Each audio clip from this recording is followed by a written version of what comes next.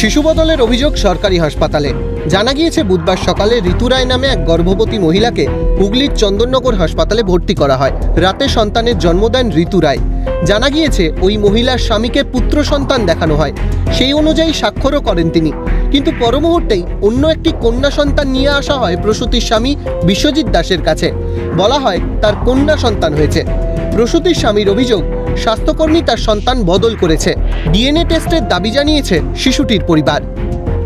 প্রথম বাচ্চা দেখানো হয়েছে, দেখাবার পর ছেলে দেখাবার পর তারপরে বলতে চাইছে যে 15 মিনিট পর বলছি আপনার মেয়ে হয়েছে। প্রথমে কে দেখিয়েছিল বাচ্চাটা একটা লোক এসেছিল ওখান থেকে, ভেতর থেকে বাচ্চাটা কোলে করে নিয়ে এলো, নিজের টিচারে রাখলো। আমি চাইছি যে আমার যেটা আমার অরিজিনাল সন্তান সেটাই চাইছি, আমি ওর ডিএনএ টেস্ট করাতে চাইছি। বাচ্চার বাবাকে কোলে দিয়ে দেখিয়েছে বাচ্চা ছেলে হয়েছে, এবং কি কাগজপত্রতেও লিখিয়েছে যে ওখানে আপনি মৃত ছেলে দেখলেন না জীবিত ছেলে দেখলেন। ও লিখেছে আমার জীবিত ছেলে। তার কিছুক্ষণ 15 মিনিট পরেই বলছে ওরা মৃত ছেলে, আপনার মেয়ে হয়েছে। তাহলে কি করে হয় আপনারা বলুন? এটা কি খেলা হচ্ছে না ছেলে খেলা হচ্ছে? অপরদিকে সঠিক ঘটনা তদন্তের আশ্বাস হাসপাতাল সুপারের।